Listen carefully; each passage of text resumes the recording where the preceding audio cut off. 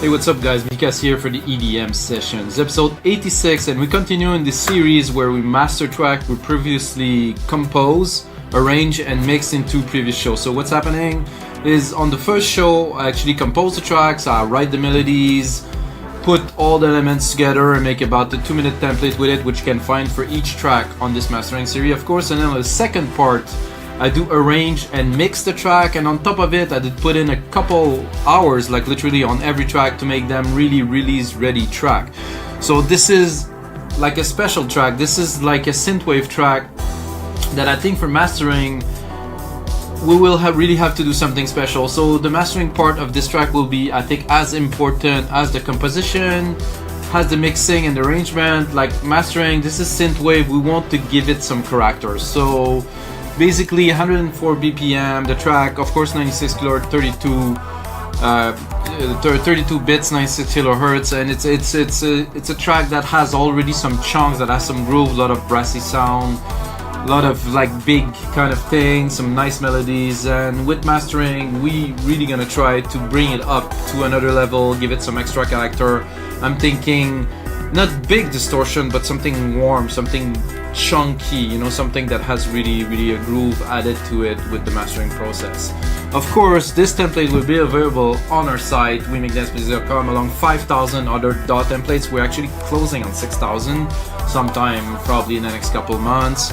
And this is what's happening right now. All the artists are uploading. If you're a producer, you should upload some templates to our site, or some, if you have a label and you have some sounds you're selling, upload. We're marketplace, it's really easy to upload and sell and get paid. Check it out guys, we makedancemusic.com. And then we're gonna start by having a bit of a listen to the track. Gonna drop the monitor, go into the headphones here so you guys can hear me talk.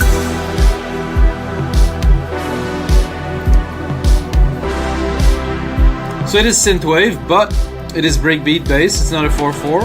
I want it to be a little bit, you know, let's call it original.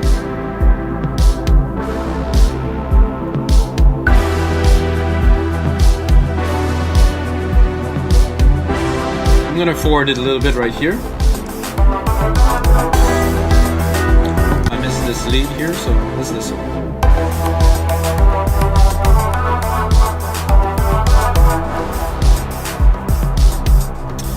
When I was actually arranging and mixing this track, I was listening to the new album from The Weeknd, and this is really the sound that he is going for on a lot. There's even a drum and bass track and stuff, and I was thinking, okay, this track is good, I have to push it to, I would call it the commercial level. Of course there's no vocals in it, but it is still a viable track to lay some vocal on, you know. And of course the template, this finished template is on our website, of course. And the first part where I actually just composed is also on the website for only $5. So let's bring it forward a little bit. This is the second melody. This is actually an 808 bass, like a big thump that I play in the higher level, and this is what it is. It's just a big, like, clean sine wave. Recorded and played that in real time in the original episode of this. So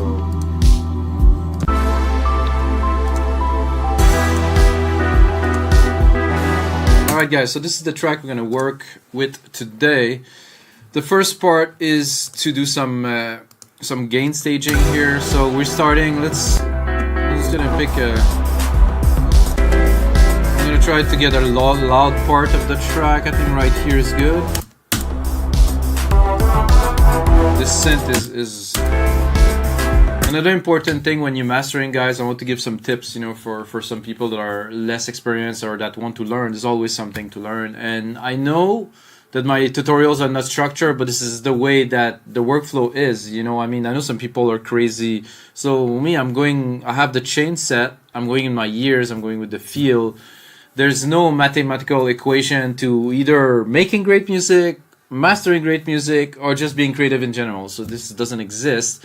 there's a way that you can gather the energy to push onto creativity, which I am working on for many years now. So I am able to be creative consistently, which I actually wrote like a full piece about it, and I did a video about it. If you want to watch, check out on the YouTube channel somewhere.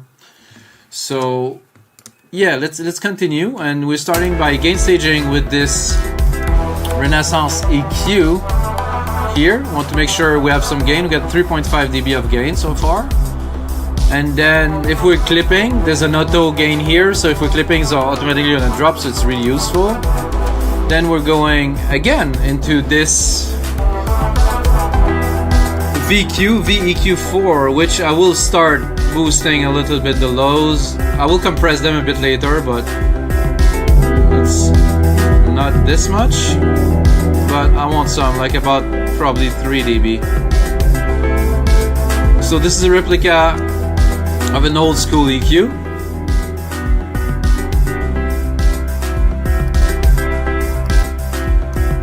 So the way it is altering the frequency is completely different than other EQs. So I also use it for phase. A bit loud here.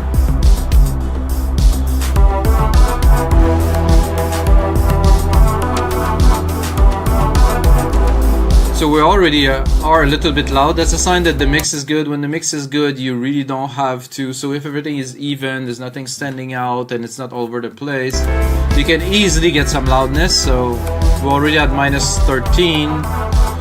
So we're gonna work more, definitely more on some character than some loudness here. Step it up here with 2 dB of gain with the L2 Ultramaximizer. Did it show? Oh yeah, it is showing already. Then we're going to go into a LIN MB to get everything tight and straight. This is the first step. I'm not gonna apply a lot of processing. Couple dB. Make sure our chain is clean. No clipping at any stages. So what I've done, if I boost the bass here, this will already reduce it a little bit. So there's a way to, you boost a little bit and then you compress to make it chuggier instead of just simply compress. If you boost, compress, you're able to thicken, I would say, the sound in a way that's not going to be achievable in one step. It takes a couple steps to do something like that. We're going into, after a LIN MB, we're going into an API 2500. I like this plugin mainly for the lows and the mid lows. It has a nice effect on thickening the bass, and it has a character that's very unique. This is why I use it on most, if not all, the tracks that I master. Without, with.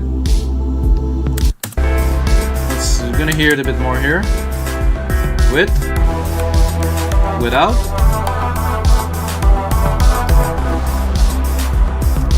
It's somehow this doesn't touch so much of the top end, while the SSL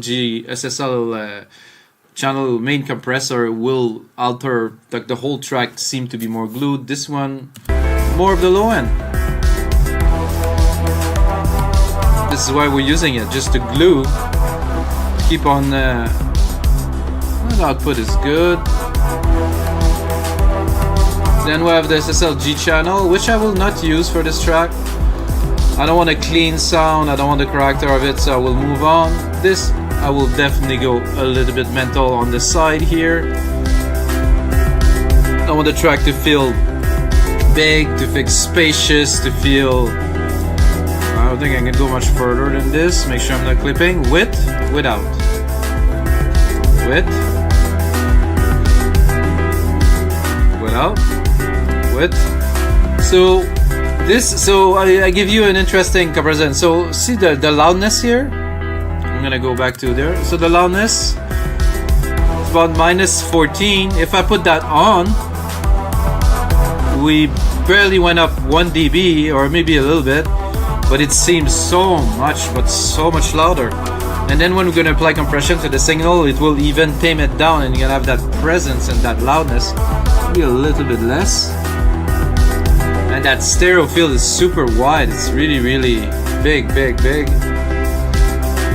We're dropping that straight onto a Kramer tape, guys, and this I will use but not abuse, but I will definitely give the tape some juice to clip.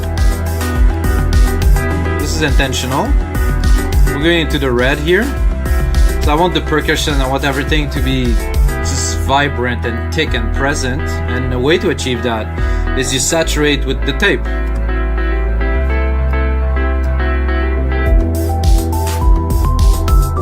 That also creates some harmonic distortion in a lot of the frequency, including the lows, the mid, the highs, and it just, I don't know, this is what makes some track really shine. And even knowing that we have this loudness now and this presence already in the track, we still have 13 dB of gain to go. So I want on average around -10, like the other track that I'm mastering for this compilation, EDM session, be out on Beatport. They all go around -10, so I want to keep this, and we're going straight into an SSL comp, which we will use, you know, not abusively, about 4 dB, 3-4 dB of compression.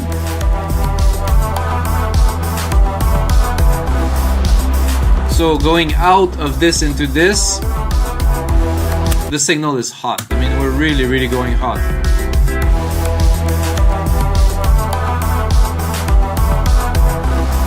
You can hear it's compressed. I mean, there is some chunk into this signal. I like it. Then I'm not sure if I will use this for this particular track. We're gonna give it a try. I don't think it's necessary at this point, but I'm gonna give it a try. This is really to tighten the track, really make all the frequency really nice, harmonious, and they all correlate and stuff. But what we want for this track is just to be chunky, to be big. So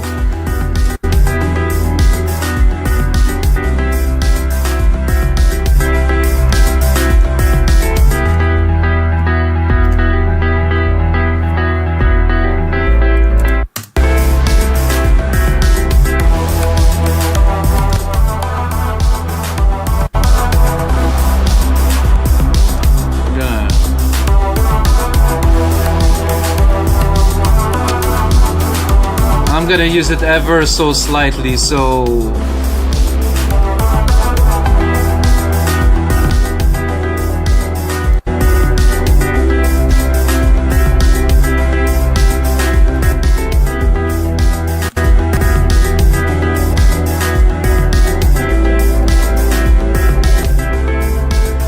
I like it a tiny bit.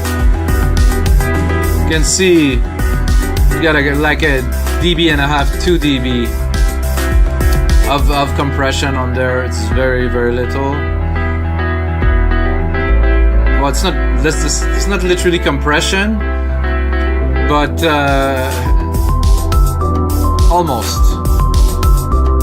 Okay, and then we finish this mastering chain with the granddaddy or the grandmommy, the L316, to have you know, commercially, you know, acceptable loudness, and all the track will have about the same loudness. Like I said, it's about, for our track, about -10.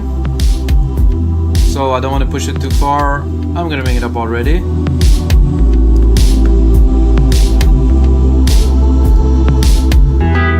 So see, we already have all the loudness we need. We barely need to put another maximizer at the end.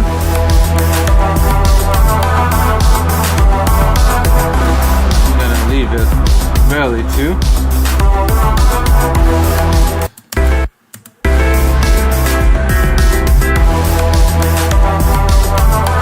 Well, I'm a little bit too loud somehow.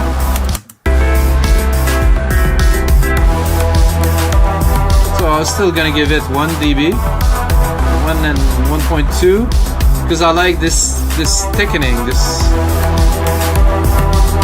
what the limiter does to a signal, you know. It's most of the track are like that, and then with the brass is very big, the server field is really there, this piano is sitting well, everything is there, guys. We get the loudness here. I wouldn't do much more, so let's have a listen to this track now that we have all the elements in. And you know, at this point it's a listening session to ensure that everything is okay. We're not clipping anywhere in the signal. We have to run the whole track through the whole program or track or song, call it, through the chain completely. So we're gonna know if we output it, it's not gonna be clipping anywhere in between the plugins. So let's go.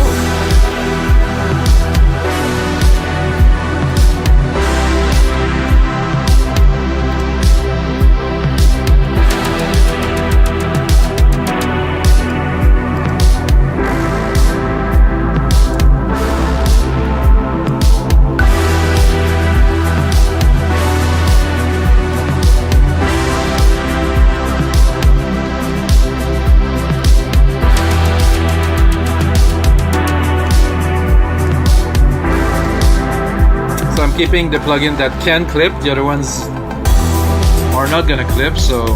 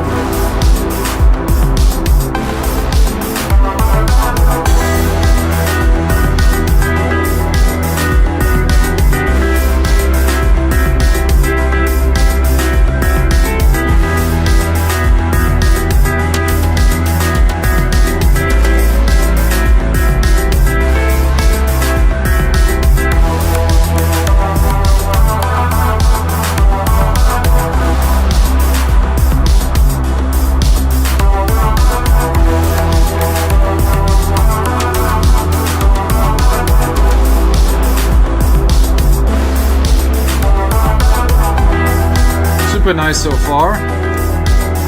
I don't hear any issues with the sound. The chain is really flexible, and the multiband processors do a very good job. So it's more about the track preparation, the mixing, all the elements, and of course when you master your own track, it's a bit difficult to not be biased, but there's been many, like quite many years that I mastered mix and master my track, and I just know how they feel, and I know what I need to do to them, and this is the step that I can skip. So if I work on other people's track, there's most likely a lot of EQ involved and some tricks and stuff. On my track, I mix them to be mastered this way, so it's definitely an advantage. But if you need some track master, you can go on our site. We make dance music. We got good services.